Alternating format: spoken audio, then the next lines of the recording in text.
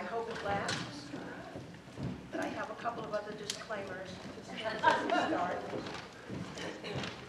We have no control over the refrigeration.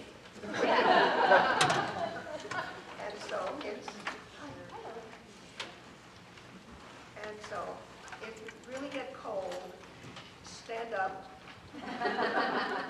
move around, get your blood going, so that you don't all sit there and shiver.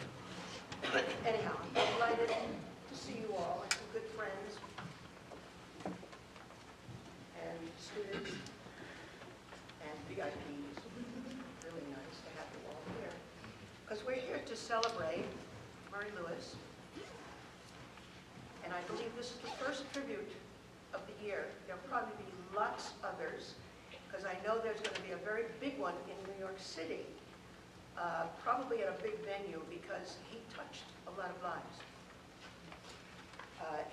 The other one will probably be in November, because that's his birthday.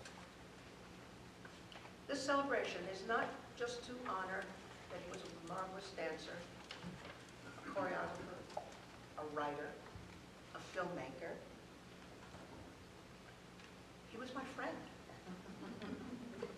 He was also my partner in the Nicolai Company, and through his own work too.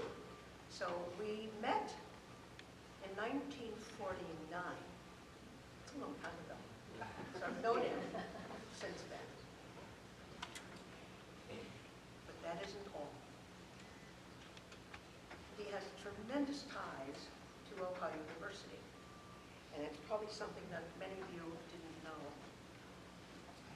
He was a Phi Beta Kappa lecturer here. I think it was in 1998.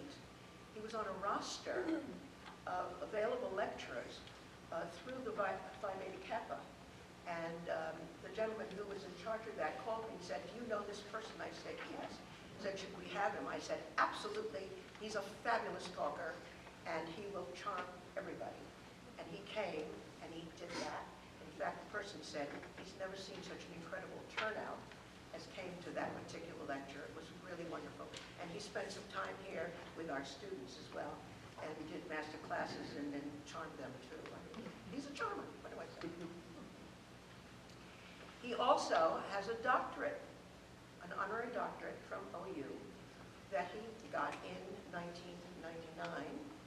And I just have to tell you this little aside. It was given to him at graduation. And it was done in that huge place, the arena at the Convo Center.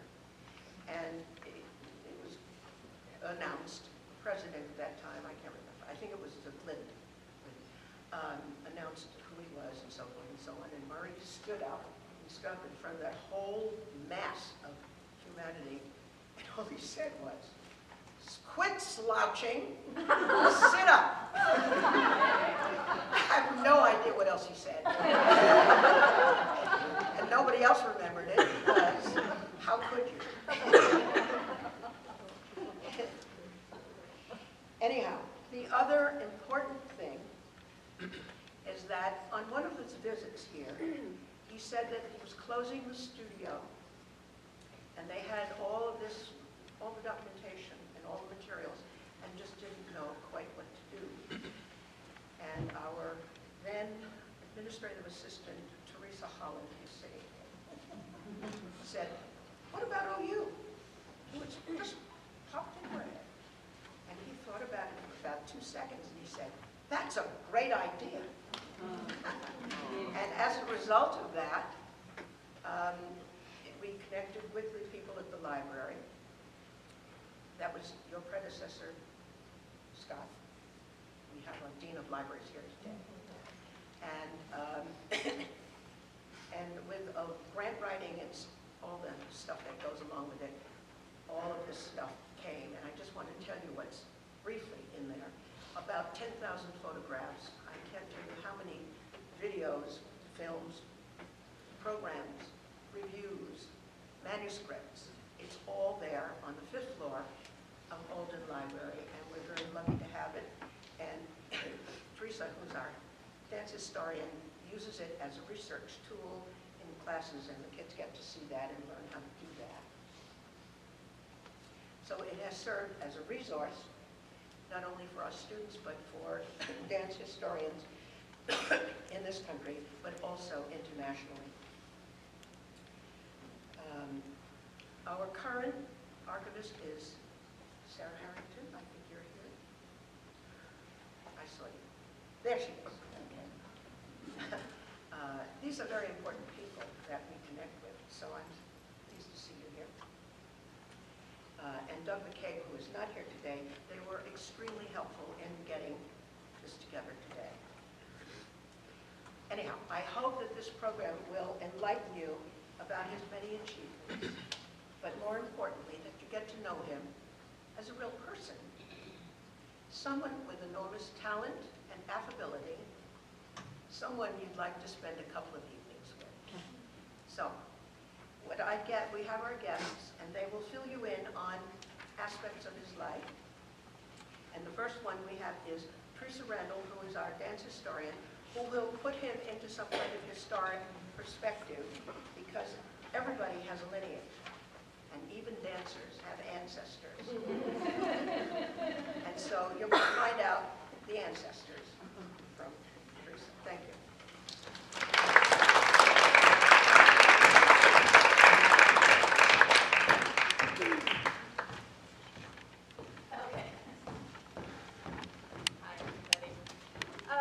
When Gladys first asked me to talk, I felt a little bit guilty because I'm the only one who did not know Murray personally.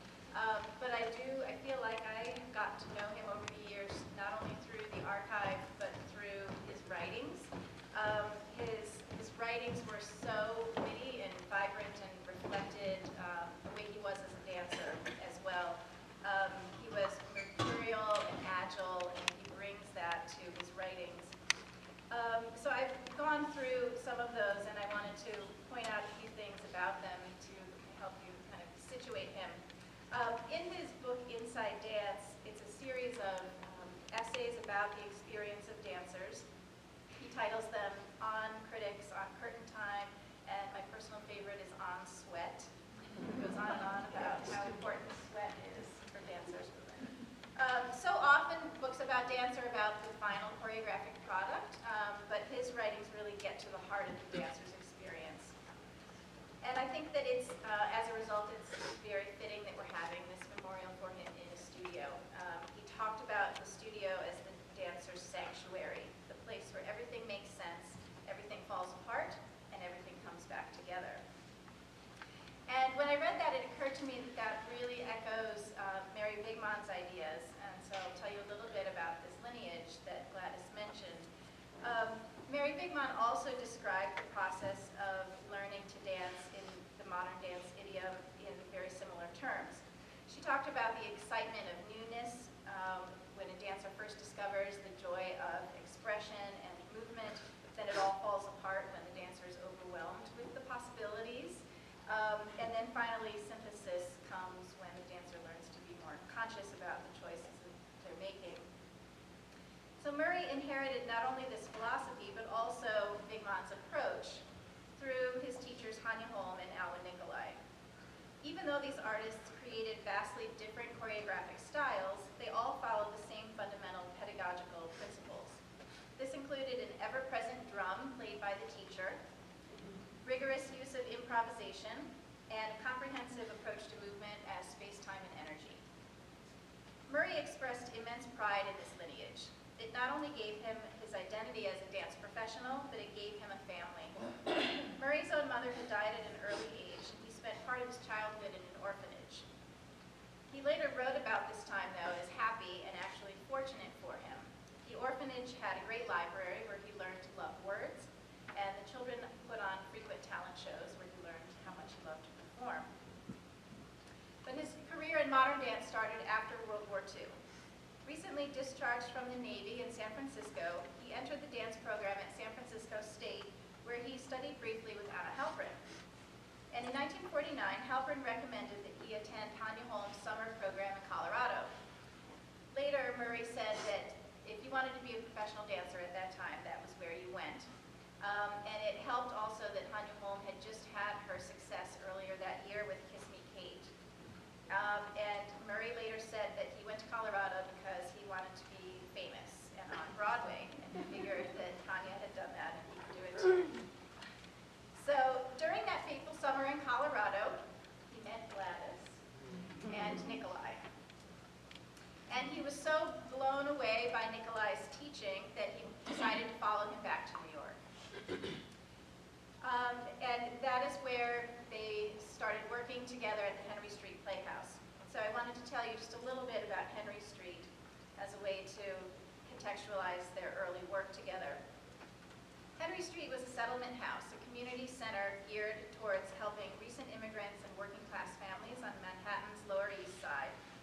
Modern dance had been playing an important role in the settlement house activities for more than 50 years by the time Nikolai took it over. So he was tasked with offering not only educational programs, but also theatrical productions for the neighborhood children. So for the educational program, he instituted a curriculum based on Hanya Holm's model.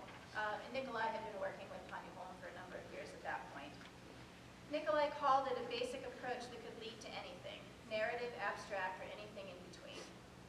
And Nikolai, as we know, took this approach and ran with it. He decentralized the dancer even further than Bigman and Holm had, emphasizing the effect of color, light, sound, and motion.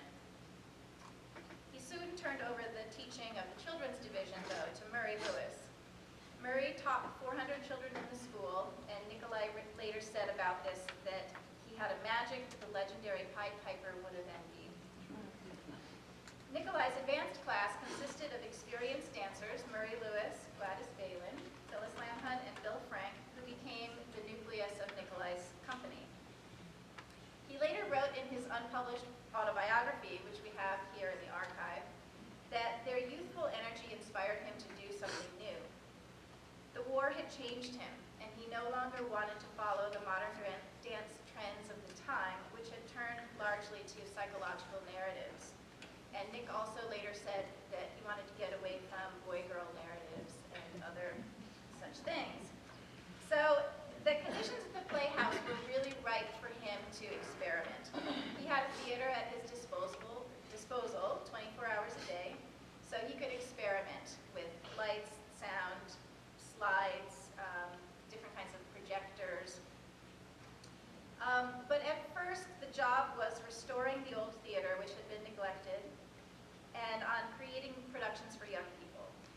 During Murray's first year at the Playhouse, Nikolai was invited to present a children's concert at the Museum of Natural History. He had already created a few dances for children, the Lobster Quadrille based on Alice in Wonderland, and the Fable of the Donkey. And he added a new dance play to his repertoire, The Shepherdess and the Chimney Sweep, featuring Gladys as the shepherdess and Murray Lewis as the chimney sweep. I'll let her tell you about this. I'm just going to give the overview and then they can fill in the details. All right, so the Playhouse Dance Company began to get bookings throughout the Northeast states, and over the next decade, Nikolai developed an extensive repertoire of dance plays for children. These were often nonsensical, but always creative, and children delighted in Nick's wry, fanciful humor. They performed these regularly at Henry Street in evening concerts as well as Saturdays at 3, which also included music, concerts, marionette theater, magic acts, clowns, live animals, and other theatrical fare. A few years later, Nikolai's aesthetic began to emerge with works like Numenon, Kaleidoscope, and Masks, Props, and Mobiles.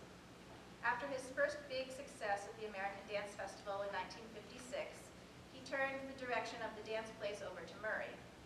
At the same time, Nikolai was encouraging his dancers to create their own work, and Murray, Gladys, and the others began showing concerts of their own. By 1957, Murray had a 30-minute group work and founded his own company.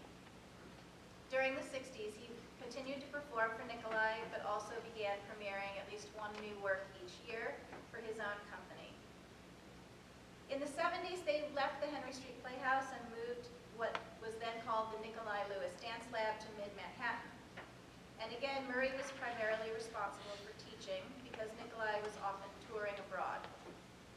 But the Murray Lewis Company also was touring abroad throughout the 70s and 80s to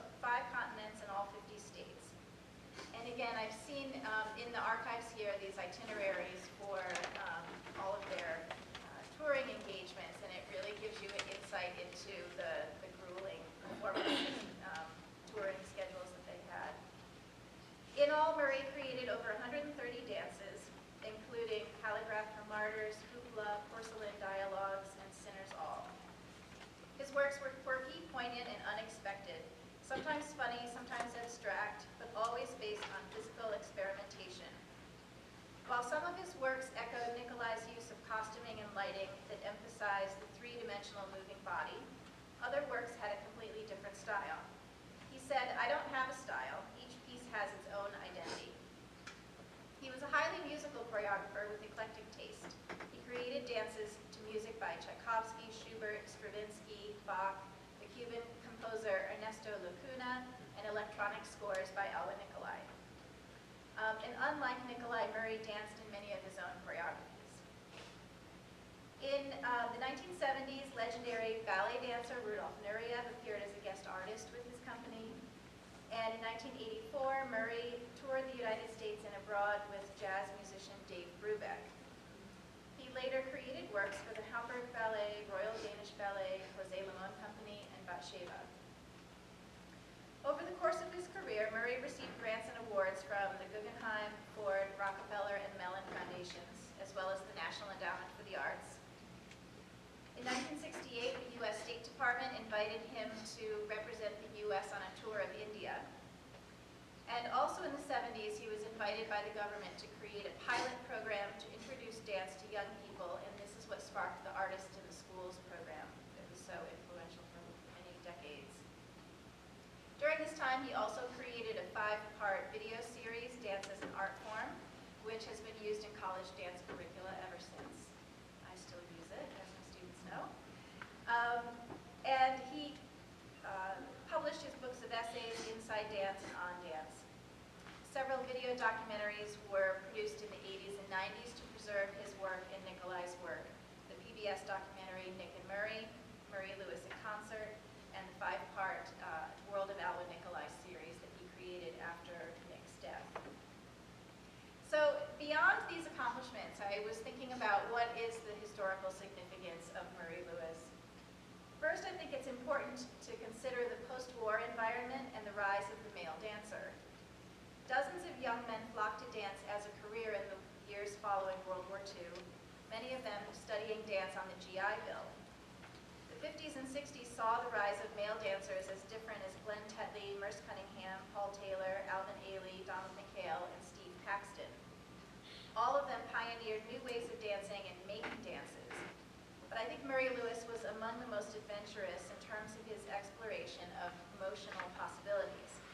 He didn't conform to pre-existing notions of how a dancer, and specifically a male dancer, should move.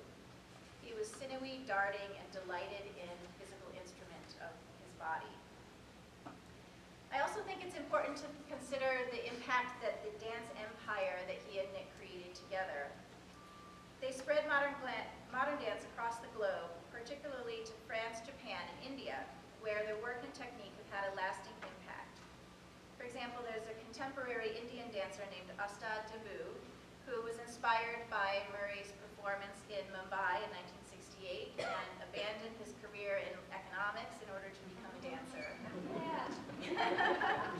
Yes, and he talks about going home and looking in front of the mirror and like stripping naked and standing in front of the mirror to look like Murray Lewis.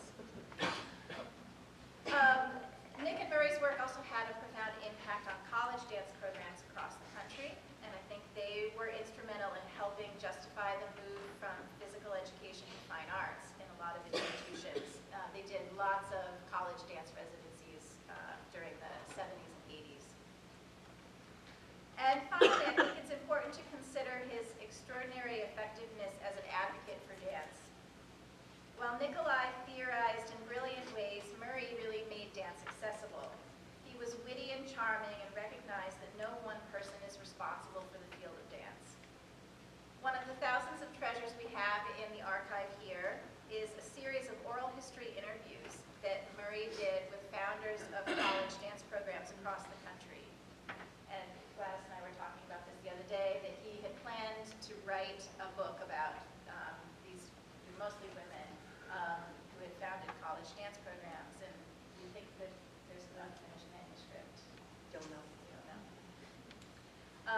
think that this is another indication of his generosity and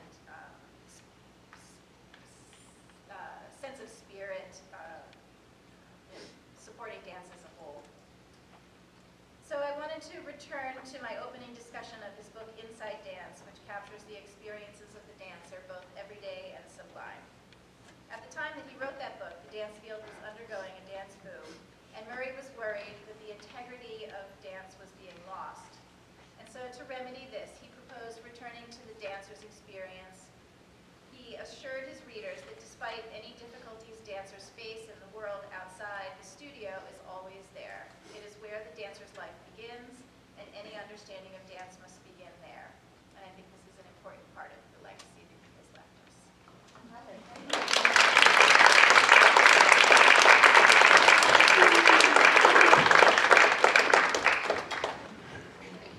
Give me a little break from talking, show you a video. This was a video, DVD that was found in the archives. It's an early work of Murray's. He's called Bach Suite. I think it's part of the Brandenburg. I think it's the number 3. I can't remember, but I think what he did is he took one section from one and another from another. Anyhow, it's Bach Suite. It's a quartet. Dancing in it is Murray, Beverly Schmidt, Blossom, I think it's Blossom Lane, Peggy Novi, and me. The intro, it was made in Canada, in Montreal at the CBC. The introduction is in French. The dancing is American.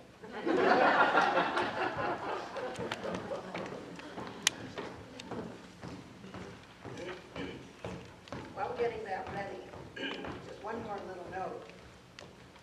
In 2004, Tito Alberto, who runs the foundation now, came and reset this piece for us students.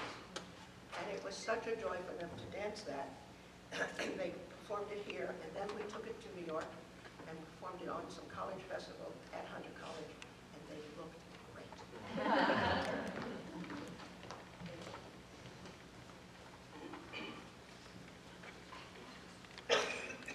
It's in 3 parts. It's about 12 minutes, maybe less. 12.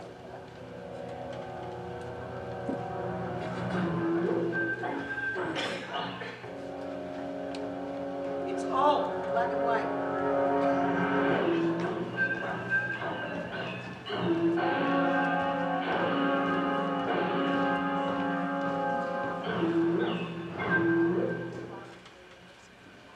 Bonsoir mesdames, messieurs et bienvenue à une autre heure du concert qui vous parvient directement des studios de Radio-Canada à Montréal.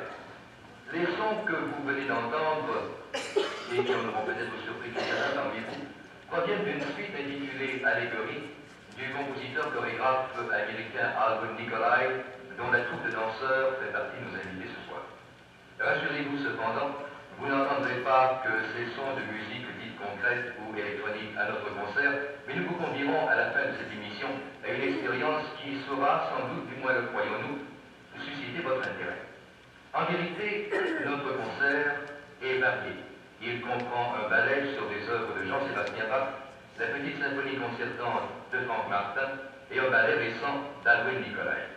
La première œuvre est cette suite de danse dont la musique est extraite du concerto brandebourgeois numéro 2 et de la suite numéro 1 pour orchestre de Jean-Sébastien Bach. La chorégraphie est de Murray Lewis.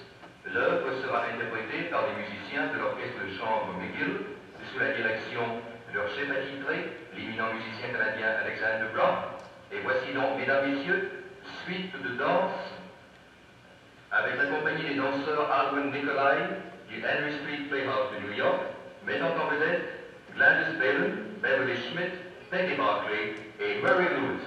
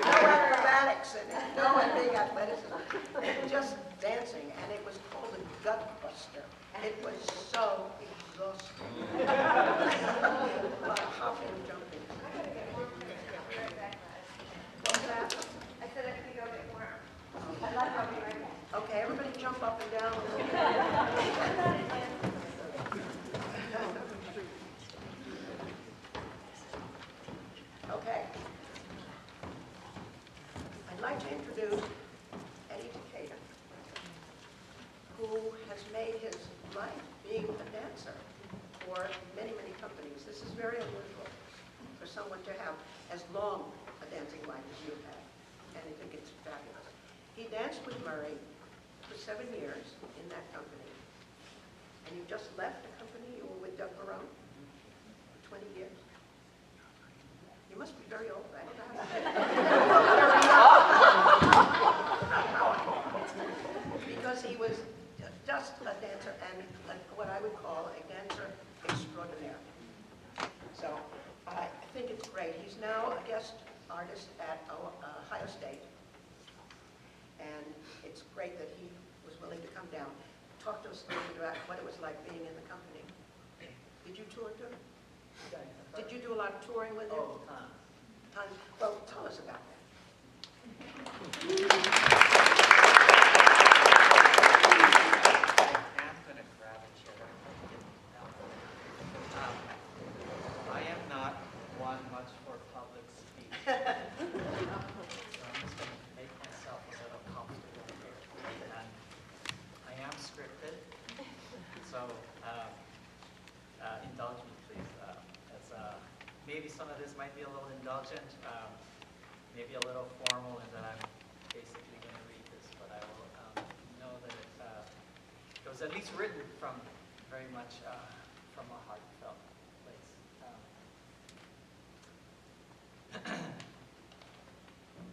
I had the privilege of dancing in Murray's company for 7 years, from 1983 through 1990.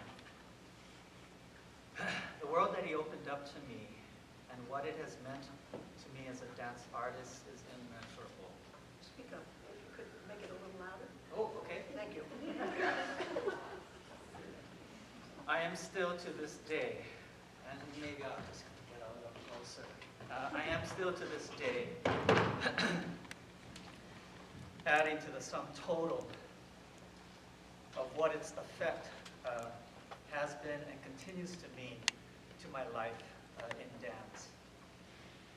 Murray has created so much in every way possible for dance and has so generously given it and passed it on for all to thrive in.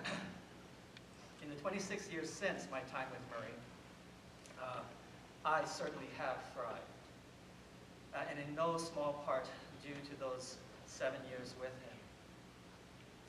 He laid a foundation for me from which my performing, teaching, and creating has blossomed. My first year with Murray, huge year, touring, a ton of touring. I'll talk for a moment. From day one in the studio, there were multiple projects, multiple new projects being handled simultaneously. There was Lenny and the Heartbreakers, a new wave multimedia opera that Murray, along with Nick, choreographed and staged for Joseph Papp's New York Shakespeare Festival at the Public Theater in New York City, off-Broadway. There was filming in Mexico City, The Tales of Cree-Cree, a Televisa, Mexican television special based on a beloved Mexican singing cricket. And it starred Placido Domingo. Yeah. And as I said, there was a ton of performing, a ton of touring, a ton of traveling and performing in the most exotic of places. One which I will never forget. You can imagine an ancient, end of the summer season, Taormina, Sicily.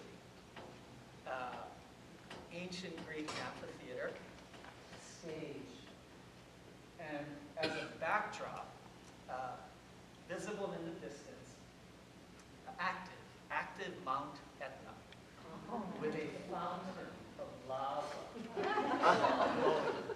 Top of it. Yeah. We actually went there.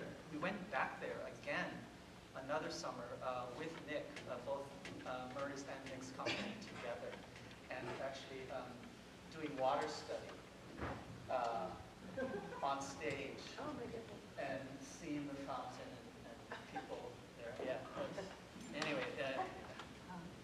amazing, amazing experiences.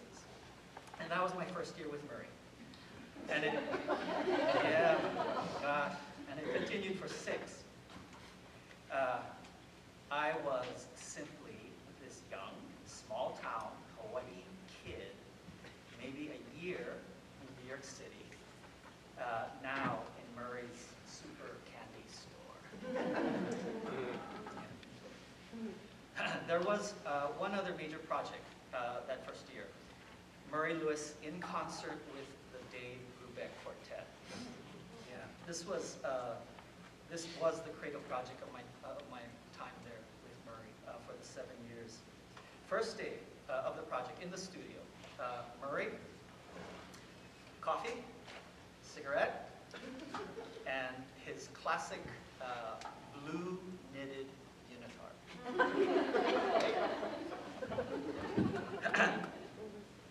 And then, I'm going back to my script.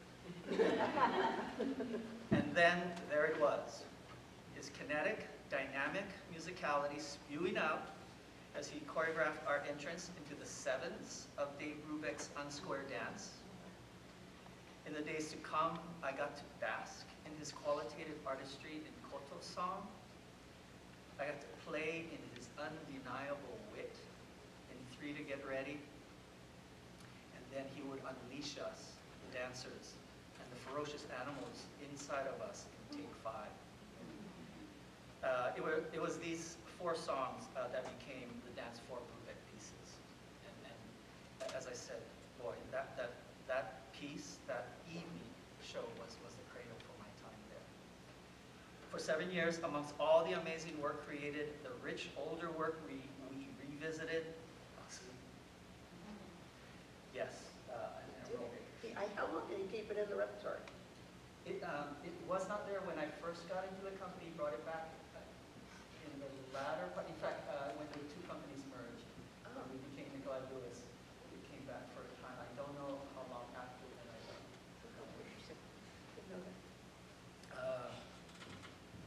And the constant flow of diverse projects. The Brubeck evening was always for me like coming home. In the second half of these evenings, after intermission, the curtain would rise to Dave and the boys upstage as they opened the second half with a set of their own. We, the dancers, would sit, then stand and inevitably rock in the wings to these jazz icons doing their thing. This was our warm-up, our pump-up for the finale 4 Brubeck pieces. And needless to say, it was a party with Dave's quartet and the 8 of us on stage every show. And at the end of the evening, Murray and Dave, hand in hand, walking down stage with the house going absolutely berserk. Yeah.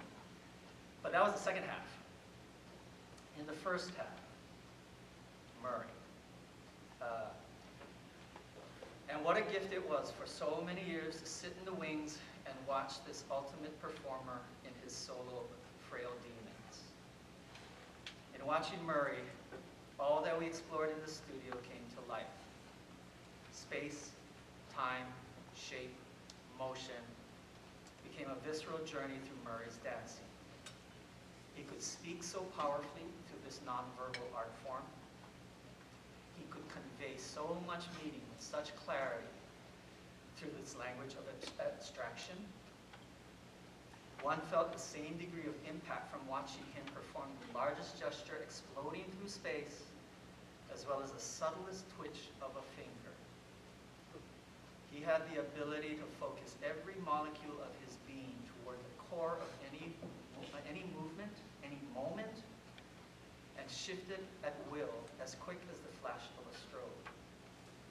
He would do it with such immediacy and completeness of mind, body, flesh, spirit, and energy.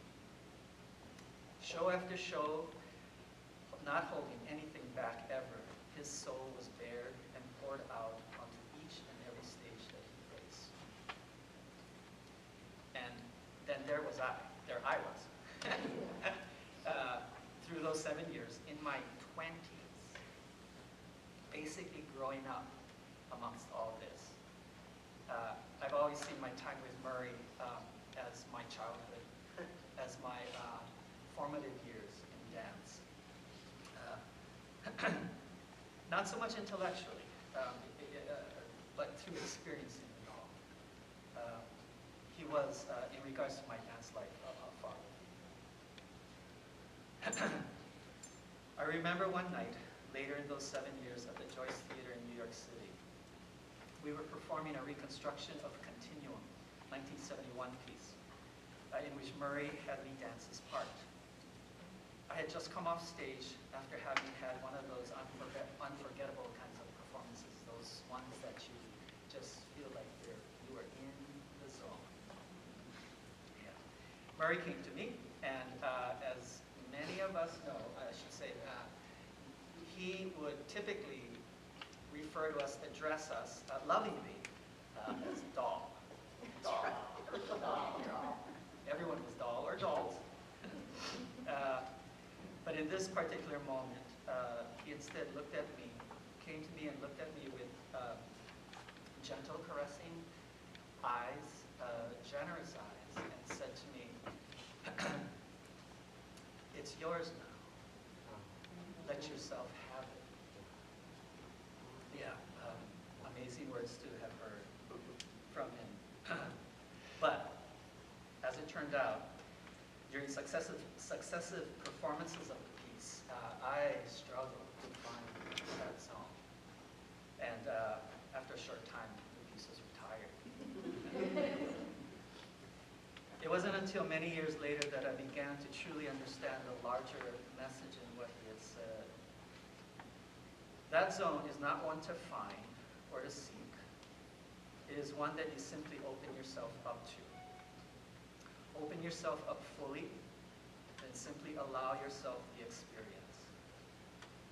This is what I saw every time I watched Murray perform Frail Demons. He would offer himself up thoroughly to the dance and allow it to carry him through a unique journey with every performance. I saw him do it with every piece he created. He would step into the studio, ask us, "So what's the first step, dolls?" Then open himself up to the moment and let the choreography pour out. And he did it with me. He opened up his world to me and allowed me to journey through it in order to experience my own life. He didn't try to control it, rather he came along for the ride wherever it went. I learned from Murray to not seek it, but to open myself up to it. Open the door, let myself fall in. Life is there, abandoned to it.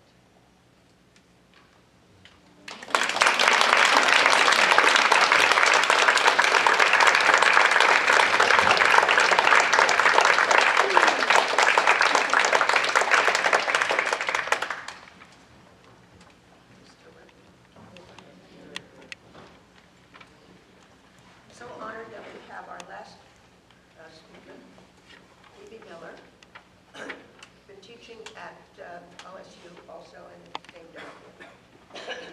Phoebe has a unique story. She studied at Henry Street. I remember her mother used to bring her down to children's classes on Saturday.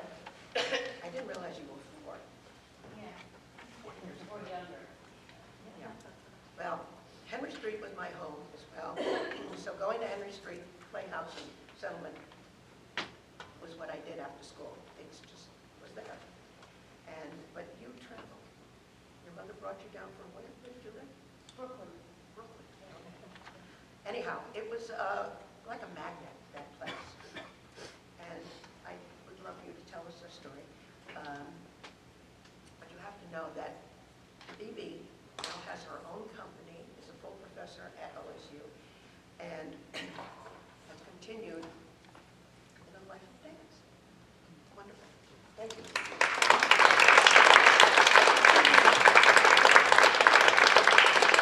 Hi, everyone. I'm going to be sort of scripty and sometimes just talky, but I have to say that watching Eddie perform, and I think I only saw you in Murray's work on video, but I've seen you in Doug's work. And that liveness that Murray demonstrated, that wit of movement and alive is there. And it's just, there's something so deep, I think all of us who do dance, or in many fields, is that the gesture never leaves. You receive it from Murray, it moves on through your work, it changes, but then it goes on to someone else. So it's very potent, it's very clear, as well as you were in that work as well. So it's nice, lovely to hear. And also, Gladys.